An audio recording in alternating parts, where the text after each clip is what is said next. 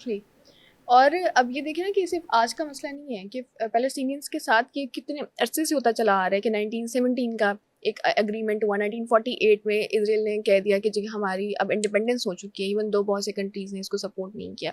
उस तब से इन्होंने वहाँ पे शुरू किया हुआ है कि अब जैसे अब हमारा एक घर है तो हमें वहाँ से निकाला जा रहा है। हमारा एक घर अब अगर हम छोटी सी जगह पे दोबारा से आ गए हैं तो हमें वहाँ से भी कोशिश की जा रही है कि हम अपना घर छोड़ के चले जाएँ। तो मेरे ख़्याल से ये सदियों का एक जो होता है ना, एक प्रेशर, एक शायद आपके अंदर एक गुस्सा अ, आपकी जनरेशंस के लिए चलता है कि किस तरह से हमें सैबोटाज करने की कोशिश की गई है, किस तरह से हमें ऑक्यूपाई करने की कोशिश की गई है इज़राइल की तरफ से पैलेस्टीनियंस को।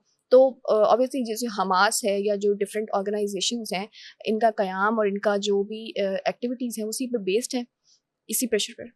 ऑब्वियसली देखें, हमास तो is a new chapter that was made in 1987। तो 1987 से उन्होंने काम करना शुरू किया। उससे पहले PLO, PFLP, अल-फतह, बहुत सारे ग्रुप्स बहुत अरसे से रेजिस्टेंस कर रहे हैं। और रेजिस्टेंस के लिए ज़रूरी नहीं होता कि आप मतलब रेजिस्टेंस ये ख़ास दीनी किस्म के लोगों की आगे करेंगे तो वो रेजिस्टेंस कहलाएगी।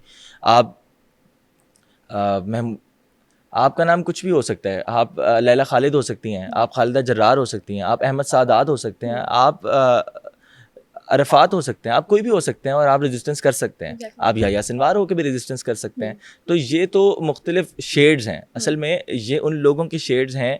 हम इंसानों में और परिंदों में, जानवरों में एक फ़र्क होता है जवेरिया बुनियादी सा। हम परिंदों को अगर कैद कर लिया जाए ना तो दे डोंट रेजिस्ट के वो बाहर निकलने की कोशिश करें, लेकिन हम इंसानों को नहीं रखा जा सकता ऐसे। हम इंसानों को अगर ऐसे रखा जाएगा तो हम उन सलाखों को तोड़ने की कोशिश करेंगे, उन पिंजरों को तोड़ने की कोशिश करेंगे ताकि हम बाहर अपनी मर्जी से जी सकें। यानी हमारा केस देखें ना, हम लोगों ने सिर्फ इस आज़ादी के लिए कि हम लोग अपने रिलीजन के ऊपर, अपने कल्चर के ऊपर अपनी मर्जी के मुताबिक अपनी ज़िंदगी गुजार सकें, सिर्फ अपनी विल यानी अपनी फ्री विल के मुताबिक ज़िंदगी गुजारने के लिए, अपनी लिबरेशन को एंजॉय करने के लिए हमने एक पूरा मुल्क बनाया जिसमें कई हज़ार लोगों ने, लाखों लोगों ने कुर्बानियाँ दी। हम बहुत ज़्यादा डिस्प्लेस्ड हुए। आज भी मुहाजिरीन की बस्तियाँ हम जानते हैं पाकिस्तान में कितना बड़ा इशू मुहाजिरीन का है।